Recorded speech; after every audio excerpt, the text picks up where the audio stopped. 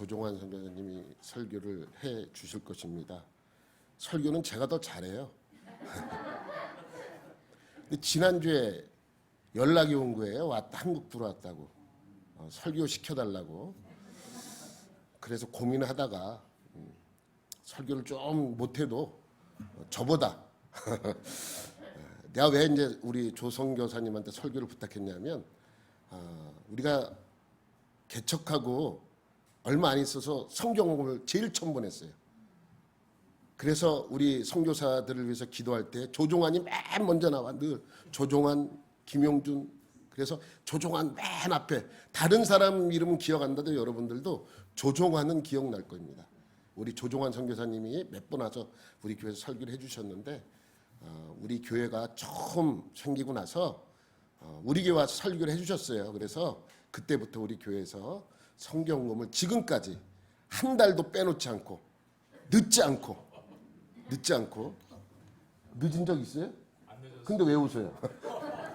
한 번도 안 늦고 한 번도 안 빼먹고 IMF 코로나 기간 동안에도 열심히 보내서 지금까지 보냈습니다.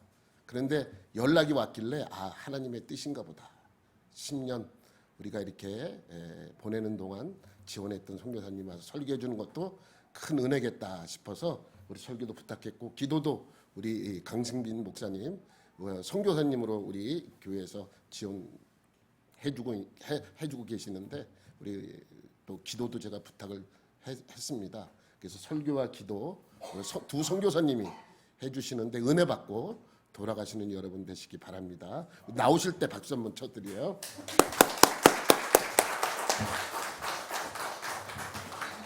할렐루야. 여기 나오신 모든 분들 하나님의 은혜가 여러분에게 여러분이 속한 가정과 또 사업체에 풍성하게 있기를 축원합니다. 할렐루야. 특별히 여기 젊은 청소년인가요? 아니면 청년인가요? 할렐루야. 우리 청년이 여기 나와 계시는데 하나님이 참으로 이 청년들을 통하여서 이 교회가 더욱 강건하고 더 성장할 수 있는 그런 교회 되기를 축원합니다. 할렐루야. 참으로 하나님께서 우리에게 예배할 수 있는 기회를 은혜를 주십니다. 한계를 뛰어넘는 신앙, 오늘 이 제목을 가지고 여러분과 함께 하나님의 말씀 나누기를 원합니다. 저희의 가족입니다. 단촐합니다. 저희 아내가 와 있고요. 저희 아들은 지금 군대 제대하고 복학을 막 해갖고 지금 대학을 열심히 다니고 있습니다. 네, 생일 축하드립니다. 숙산 왕그 생일 快乐. 이 언어가 제가 일하고 있는 그런 나라의 그런 언어입니다. 생일 축하합니다. 생일 축하합니다. 이렇게 얘기를 하는 것이죠. 여러분, 교회 창립이 10주년이 되었습니다. 수고 많으셨습니다. 목사님 수고 많으셨습니다. 성도 여러분 수고 많으셨습니다. 여러분, 함께 교회를 개척한 분도 계실 거예요. 여기 계시나요? 혹시 계시나요? 한번 손 한번 들어줘 보세요. 그러면 이제 중간에 나오신 분도 계시고요. 여러분, 어린 자녀를 낳을 때 낳은 정이 있고 기른 정이 있다고 합니다. 어느 정이 더 큰 겁니까? 똑같죠. 모두가 귀중합니다. 낳은 것이 없다면은 성장이 할 수가 없는 것이죠. 생명이 없는 것이죠. 기른 이 노력이 없다면은 아무리 낳아도 이 생명이 성장할 수가 없는 것입니다. 교회를 개척하는 거 중요합니다. 그렇지만 이 교회를 함께 공동체로서 함께 자라가고 함께 예배하지 않는다면은 교회가 교회될 수가 없는 것이죠. 여러분, 너무 중요하시고 너무 힘을 쓰셔서 너무 수고가 많으셨습니다. 우리 옆에 있는 분들에게 한번 얘기해 보시죠. 기르느라 수고하셨습니다 라고 한번 해볼까요? 수고하셨습니다. 나오신 분은 우리 목사님하고 사모님밖에 없네요. 여기. 수고 많으셨습니다. 목사님, 사모님. 여러분, 저는 선교사입니다. 선교의 꽃, 선교의 열매를 우리는 교회라고 얘기합니다. 선교는 여러 가지 활동 영역이 있어요. 그 가운데 가장 이 선교를 통해서 이루어질 것이 무엇이냐면은 교회가 나오는 것을 보는 것이에요. 교회가 개척되어지고 이 교회를 통해서 그 나라, 그 지역, 그 민족이 하나님께 돌아오기를 기대하며 선교가 이루어지는 것입니다. 아멘. 그렇기 때문에 저희가 나가는 것이죠. 저희가 처음 나갔을 때에는 복음의 황무지였어요. 그 지역은. 그 지역에 복음을 전하고 제자를 양육하고 그리고 교회를 시작합니다.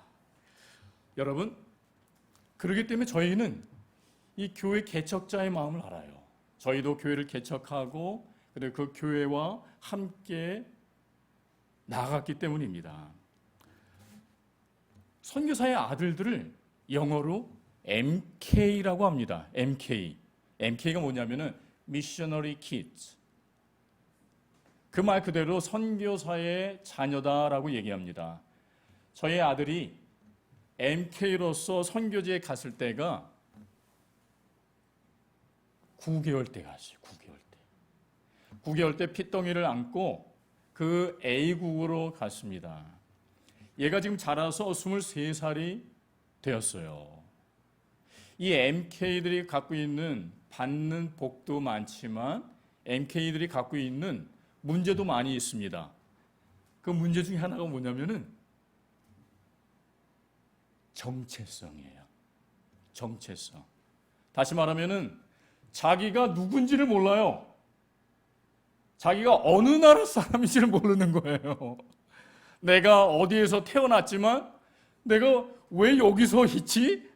내가 왜 여기 이 나라에 와 있지? 내가 왜 이런 말을 해야 되지? 정체성이 헷갈리는 거예요. 내가 누군지 그거를 까먹는 거예요. 여러분, 교회는 어떻습니까? 교회가 무엇인지, 교회가 무엇을 위해서 이 지역에 있는지, 교회가 무엇을 위해서 존재하는지 그거를 알지 못한다면은 아마도 저희 아들 같은 선교사 자녀들 같은 그런 문제에 닥칠지도 모르겠습니다. 여러분에게 질문합니다. 수지 갈보리 교회 왜 여기 있습니까? 왜 여러분은 이 수지 갈보리 교회에 왔습니까? 왜 여러분은 이 교회의 일원이 되어서 함께 예배하고 있습니까? 그 질문을 여러분이 답하셔야 돼요. 특별히 우리 청년 나오셨는데 정말 할 거 많고 정말 여기 안 오면은 갈 곳 많은 그런 분들이에요. 왜 이 청년은 여기 왔습니까? 우리 청년에게는 교회의 의미가 무엇입니까?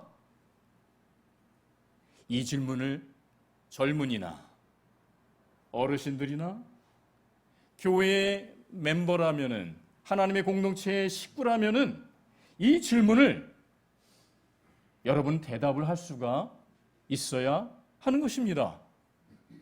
만약 이 대답을 하지 못한다면 여러분이 왜 이 땅에, 왜 수지에, 왜 교회에 와야 하는지를 여러분은 모를 것입니다.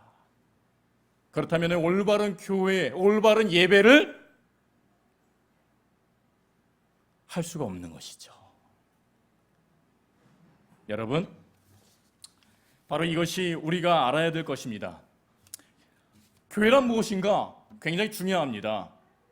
이것은 선교와도 연결되어집니다. 교회, 이것을 릭 워렌이라는 미국의 목회자가 이런 말을 했습니다. 자기의 유명한 서적에서 목적이 이끄는 교회라는 그 책에서 교회의 사명을 얘기했어요. 교회는 무엇인가? 그것은 예배하는 공동체다.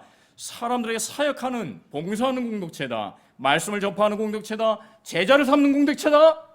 그리고 교화, 선교를 하는 공동체다. 사명이 이것이다라고 이 릭 워렌 이 목사님은 얘기를 했어요. 무엇입니까? 마지막에 말씀하신 선교, 예배, 우리가 이 부분에 대해서 교회의 본질과 사명을 알아야 하는 것이죠. 여러분, 교회의 존재 목적은 선교가 아니라 예배입니다. 따라해 보십시오. 교회의 존재 목적. 5분이 안 한 것 같습니다. 청년도 안 했어요. 다시 한번 해봅시다. 교회의 존재 목적. 예배하는 것이다. 맞습니다. 교회의 존재 목적은 예배하는 거예요. 교회의 존재 목적은 일을 하고 노동을 하고 전도하고, 이거는 사실 교회의 에센스. 이거는 존재의 목적은 아니에요. 교회의 존재 목적은, 하나님의 백성의 존재 목적은 하나님을 예배하는 거예요.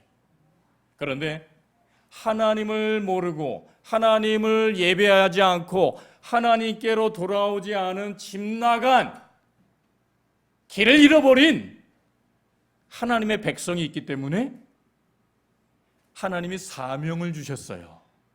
미션을 주셨어요. 그게 뭐냐면 선교예요. 그것이 교회의 사명입니다. 교회의 본질은 예배예요. 교회의 사명은 선교예요.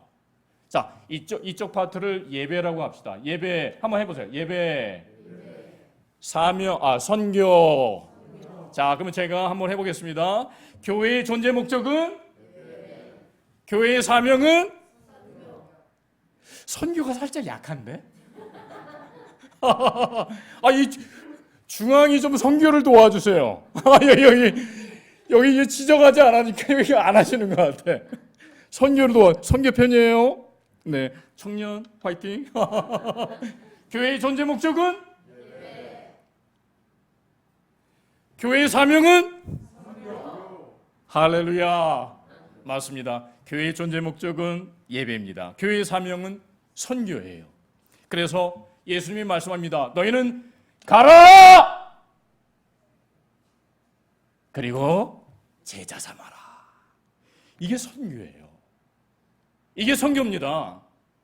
선교는 가는 거예요. 선교는 가는 거예요. 왜?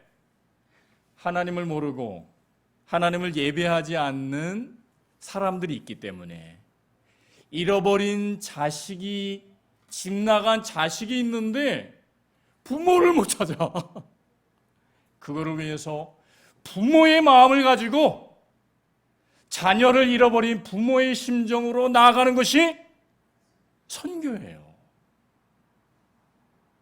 여러분, 성경에 많은 사람들 중에 특별히 예수님께 꾸중받고 책망받는 그런 그룹이 있었어요.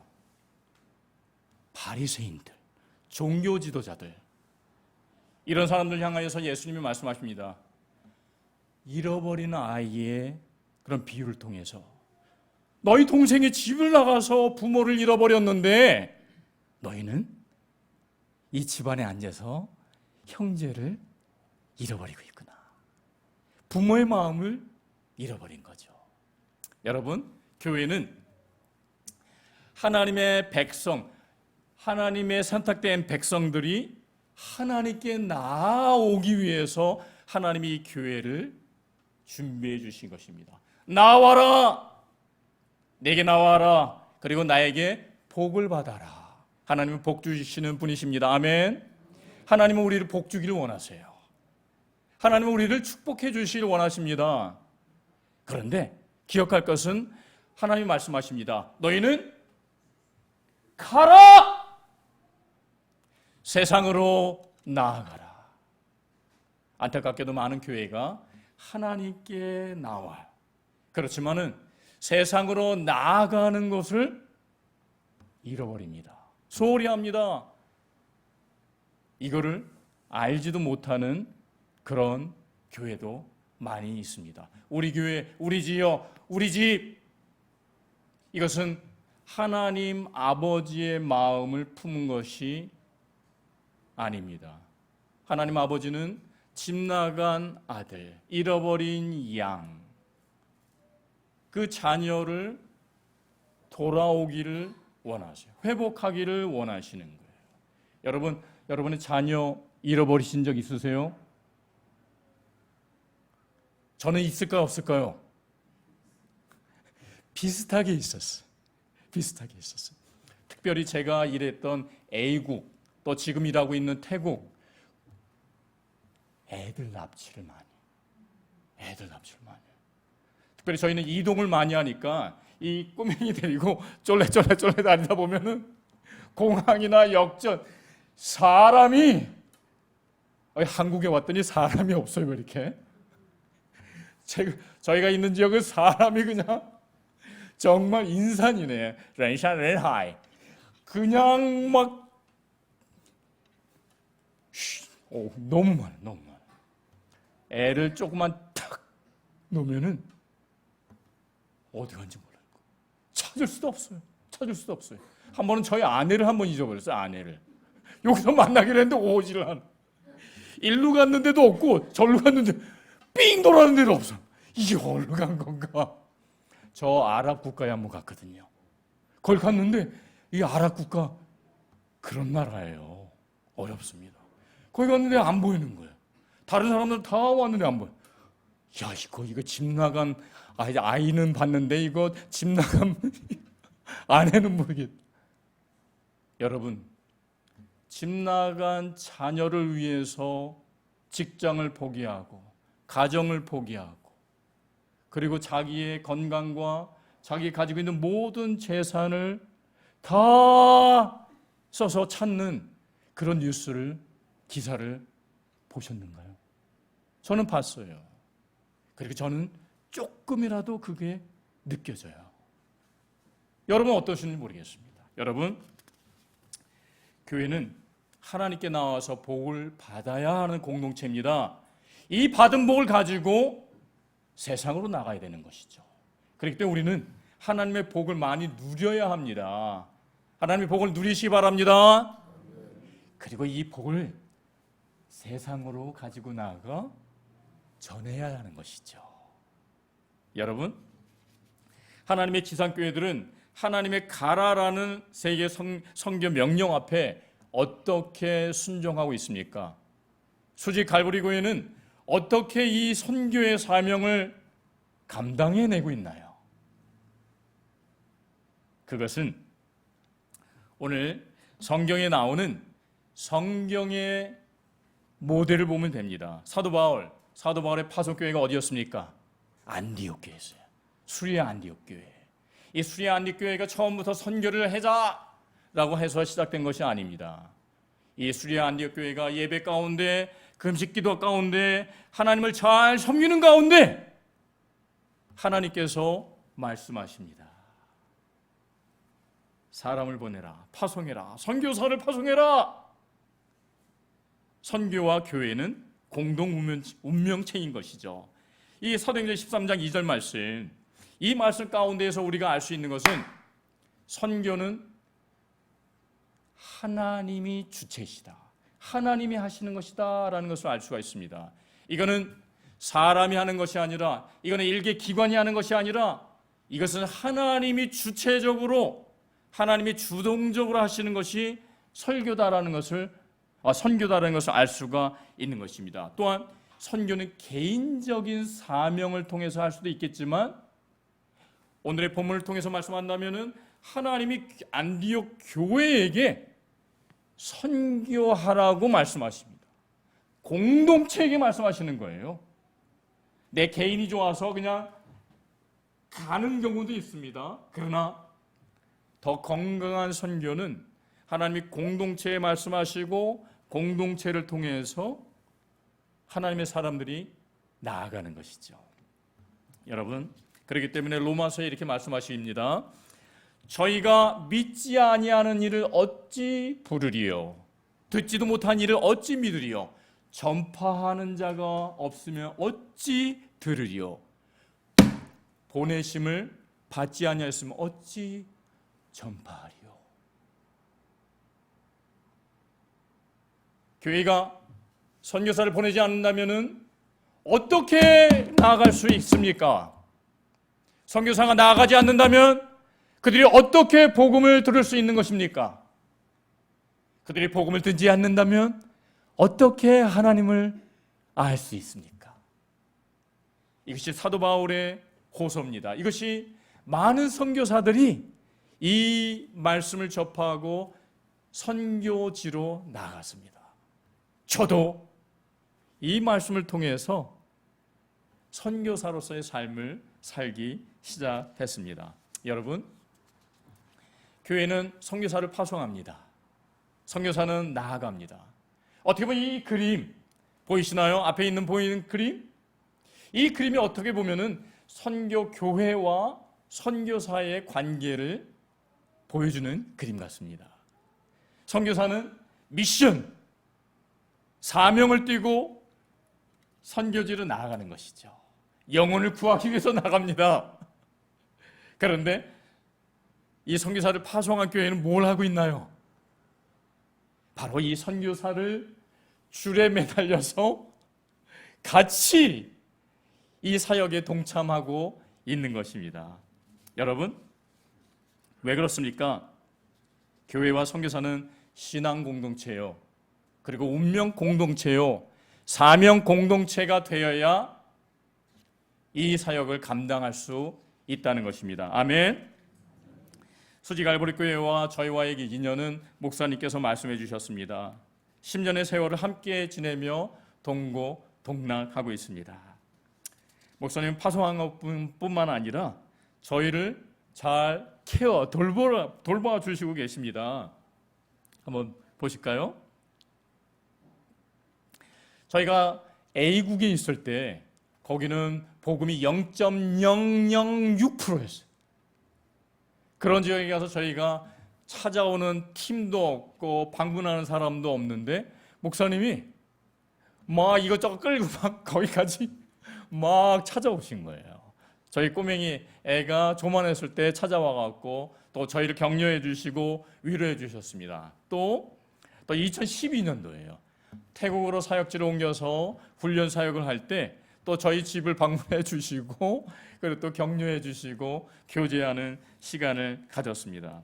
여러분, 교회의 책무와 선교사의 책무가 있습니다. 교회는 선교사를 파송합니다. 파송할 뿐만 아니라 돌봄과 후원이 있어야 되는 것이죠. 애를 낳아놓고 그냥 바라보는 것이 아니라 아이를 돌봐야 하는 것이죠. 여러분, 선교사의 책무도 있습니다. 사도 바울이 안디옥 교회에서 파송을 받고 선교지를 1차, 2차, 3차, 그리고 4차, 그리고 또 순교를 하죠. 할 때까지 항상 선교지에 서 있다가 본교에 돌아올 때마다 안디옥 교회를 방문합니다. 그리고 하나님께서 선교지에서 어떻게 일을 하고 계신지 나눕니다. 그리고 함께 예배하며 하나님께 영광을 돌립니다. 그럼 물론 휴식도 갖죠. 여러분, 죄송합니다. 제가 이렇게 제 옷이 보이시나요? 이 옷이 제 옷이 아니에요. 목사님이 잠시 빌려주셨어요. 저희가 성경에 오자마자 연락을 드리고 저희가 서울에 연거지가 없기 때문에 충남으로 내려가야 됩니다. 그래서 부모님들도 뵙지도 못하고 여기 있는데 연락을 드리다가 알겠습니다, 가겠습니다 해갖고 여기 이제 교회에 방문하게 된 거죠. 10주년에 교회에 함께 모여서 예배하기를 원해서 이렇게 오게 된 것입니다. 함께 모여서 이러한 하나님이 하신 일들을 나누는 것은 굉장히 중요합니다. 선교사의 의무이기도 하고 선교사의 복이 되는 것입니다. 여러분, 저희 사역을 한번 지금 뭘 하고 있는지 한번 보여드리도록 하겠습니다. 소리가 있는데 소리가 날까요? 네. 지금 하고 있는 저희 선교지는 태국에 있습니다. 지금은 예전에는 다른 지역에 있다가 지금은 이제 태국으로 왔습니다. 태국의 METC라는 선교 훈련을 진행하고 있습니다. Mission English Training Course. 선교사들이 선교지에서 필요한 것들이 무엇일까를 고민하다가 그 중에 많은 것이 필요하지만 더 높여주셔도 될 것 같아요. 높일 수 있으면.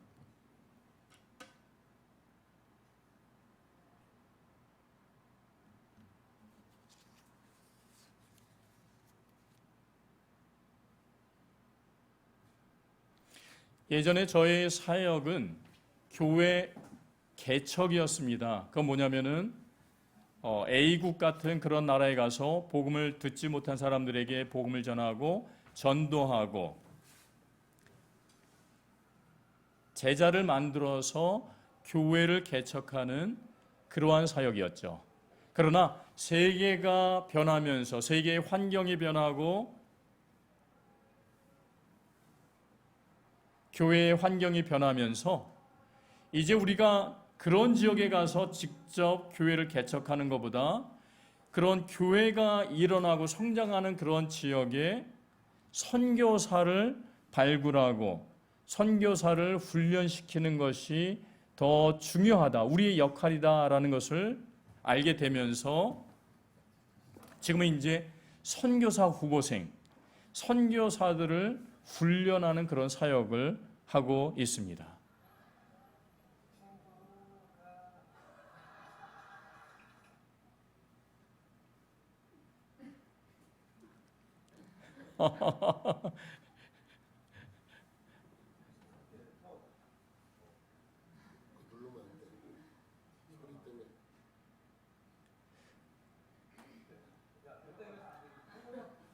아니면 그냥 보죠 뭐. 네.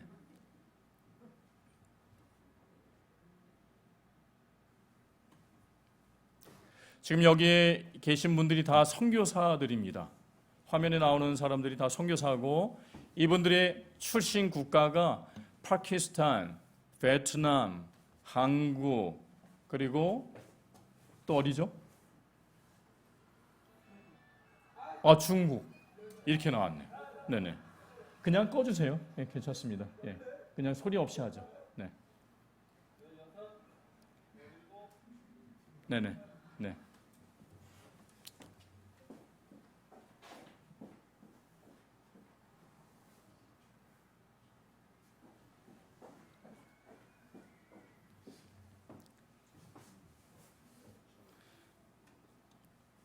이 훈련을 할 때 훈련의 기간은 2개월에서 3개월 정도 됩니다.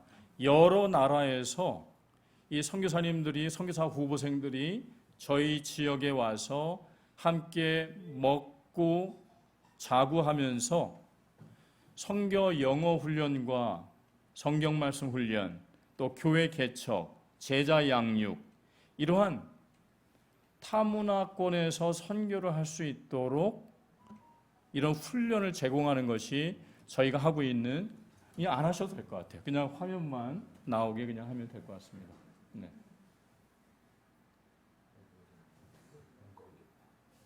네네. 네. 그러시죠.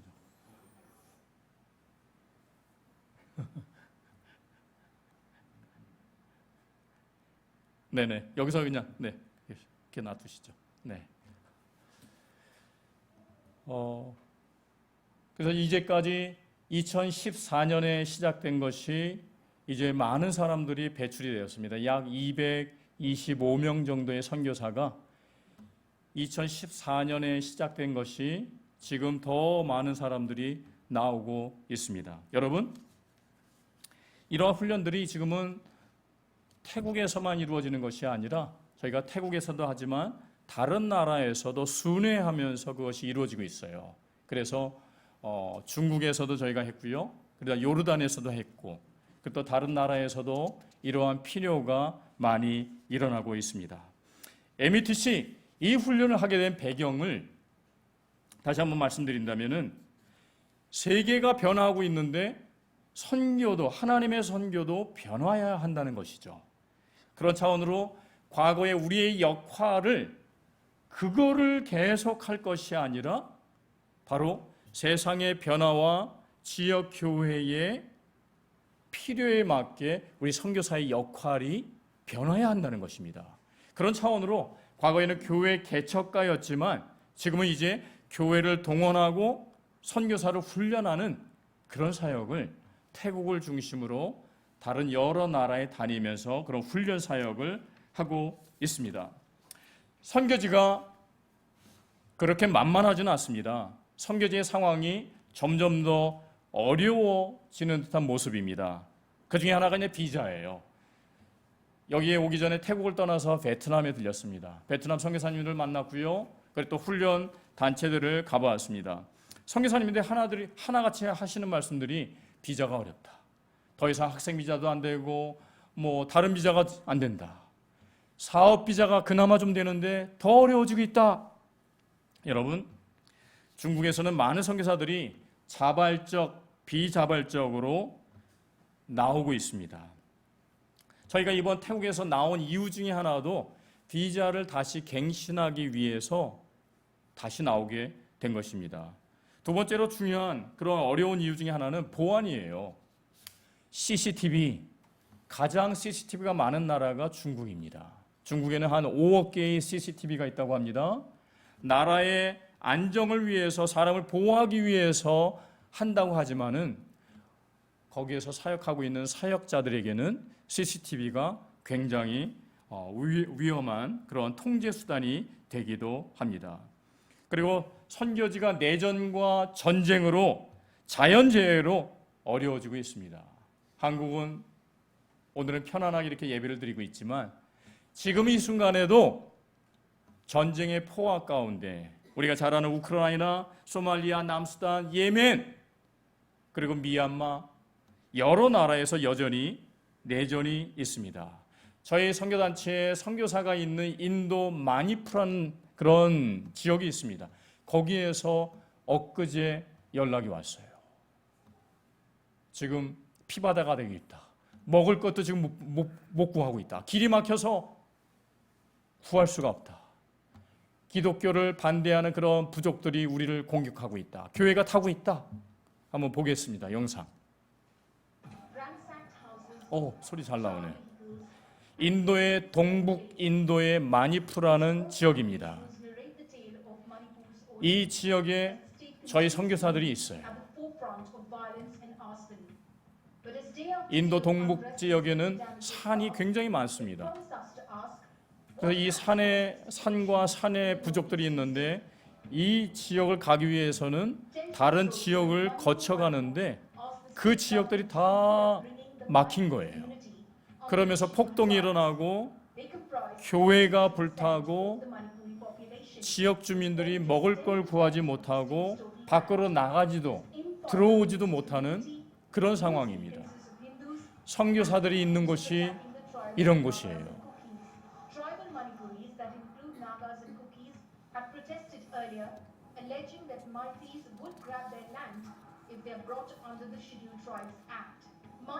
네.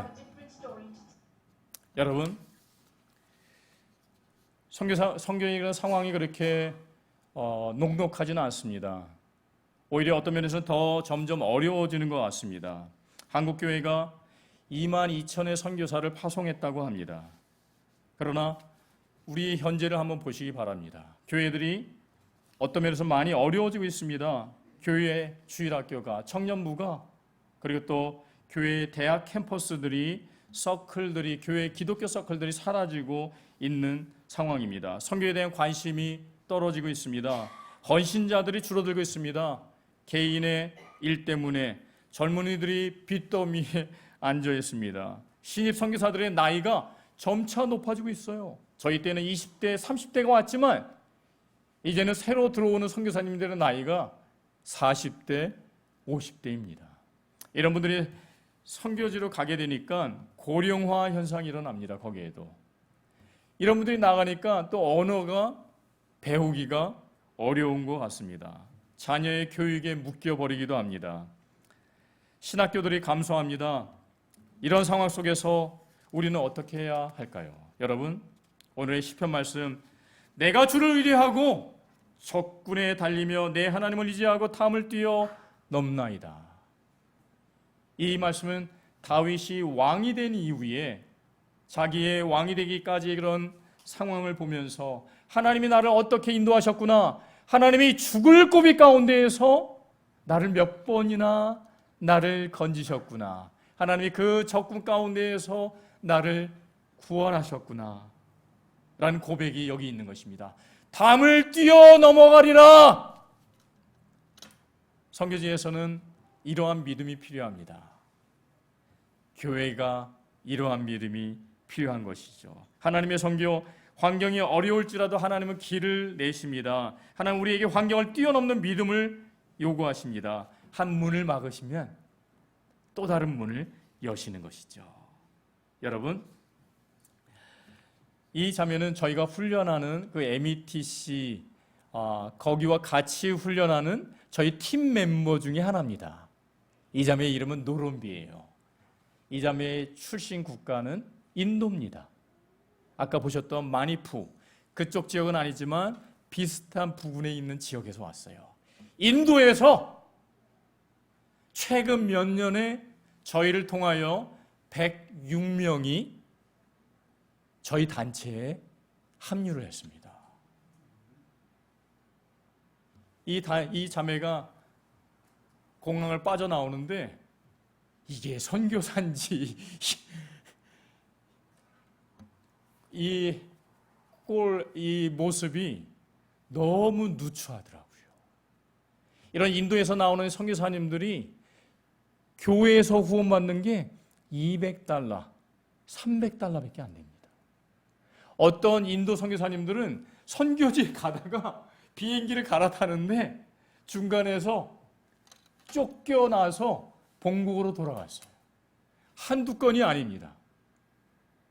왜냐하면 이분들이 행랑이 갖고 있는 이런 모습이나 이런 옷이나 이런 모습들이 너무 꾀죄죄하고 이 사람들이 그 나라에 왜 여행을 하는지를 거기서 믿지를 않는 거예요. 쫓겨나갔어요. 여기 이분들은 베트남 분들이에요. 이번에 저희가 막 14회 훈련을 끝났는데 거기에 참석하신 베트남 목사님들, 선교사님들이에요. 이분 태국에서 선교 사역을 하고 있습니다. 50대 중반 되는 분들이에요. 이 남자분은 베트남에서 경찰을 하다가 하나님을 만나고 감옥에도 갇혔던 분이에요. 이분이 예수님을 만나고 이제는 선교를 하겠다고 베트남에서 나와서 태국에서 선교 사역을 하고 있습니다. 여러분, 저희가 베트남에도 가봤지만 베트남 교회는 여전히 너무 낙후된 그런 교회예요. 그렇지만 베트남에 소망이 있는 것은 베트남 가운데에서 청년들이 선교를 위해서 나오고 있다는 사실입니다. 한쪽에서는 교회가 약하고 한쪽에서는 성도가 적다고 하지만 또 다른 쪽에서는 하나님께서 하나님의 나라, 선교를 위해서 일으키고 있다는 것입니다. 이분은 중국 사람이에요. 중국 사람. 중국에서도 몇 년 전부터 많은 선교사님들이 선교지로 나오고 있습니다. 이분도 저희 훈련을 받고 선교의 마음을 품고 지금 준비하고 기도하고 있습니다. 하나님이 이렇게 여러 방면에서 사역을 하고 있는 것입니다. 하나님께서 2014년부터 이 METC를 시작하셨습니다. 첫 번째, 두 번째, 세 번째, 네 번째, 다섯 번째, 여섯 번째, 일곱 번째, 여덟 번째, 아홉 번째, 열 번째, 11번째, 12번째, 13번째, 14번째를 하고 한국에 왔어요. 치앙마이에서만 하는 것이 아니라 중국에서도, 요르단에서도, 하나님의 은혜로 2011년부터는 베트남의 센터가 분점이 생겼어요. METC가 저희만 운영하는 것이 아니라 베트남에 있는 저희 다른 팀이 이 METC의 사역을 저희에게 배워서 거기에서 3년째 지금 진행하고 있습니다. 저희가 한국에 오기 전에 거기를 들려서 어떻게 하고 있나 같이 교제하고 이 한국에 들어오게 된 것입니다. 하나님이 이 변화하는 세상 가운데에서 하나님의 백성들을 모으셔서 지금 여전히 역사하고 계신 것을 믿으시기 바랍니다.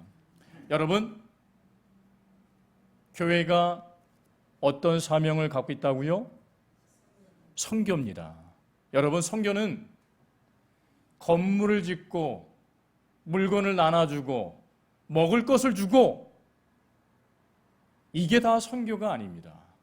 선교는 영혼을 구하는 것입니다. 선교는 가서 제자를 삼는 것이 선교입니다. 여러분, 교회의 사명 선교입니다. 여러분이 이곳에서 선교를 하고 계신 것이에요. 여러분, 교회가 여러분만 예배하는 것이 아니라 사명을 갖고 나가야 하는 것이죠. 세상에 나가서 하나님의 사람으로 그들을 섬기고 그들을 제자화하고 그들을 하나님의 백성으로 회복하게 만드는 것이 바로 선교입니다. 바로 교회의 사명인 것이죠. 변화는 선택이 아니라 필수입니다. 세상은 변하고 있습니다. 코로나를 거치면서 많은 것이 변화되고 있습니다. 하나님의 교회는 하나님의 세상에서 어떻게 무엇을 바꿔야 할지를 지혜롭게 해야 될 것입니다. 여러분, 아인슈타인이 얘기합니다. 아프리카로 왜 가셨습니까? 라는 사람들의 질문에 아인슈타인이 이렇게 얘기합니다. 하나님이 가라고 하셔서 갔습니다. 여러분, 선교, 신앙생활은 다 이해하고 하나님을 믿는 것이 아닙니다. 다 이해하고 선교를 하는 것이 아니에요.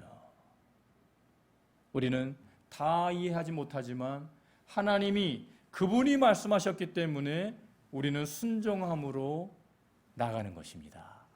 그럴 때 하나님께서 우리에게 이해력도 주시고 하나님이 힘을 주실 것입니다. 여러분, METC를 통해서 225명이 배출이 됐고요. 이 선교사들이 19개 나라에서 지금 사역을 하고 있는 것입니다. 저희는 교회 개척은 안 하고 있지만 직접 안 하고 있지만 이러한 또 다른 제자를 양육하고 훈련시켜서 파송함으로 바로 하나님의 나라가 그 땅 가운데 이루어지고 있는 것이죠. 이번에 베트남에 갔었던 그런 사역입니다. 한번 이 비디오인데 한번 볼 수 있을까요? 12명의 베트남 학생들이 성교사 후보생들이 참여했습니다.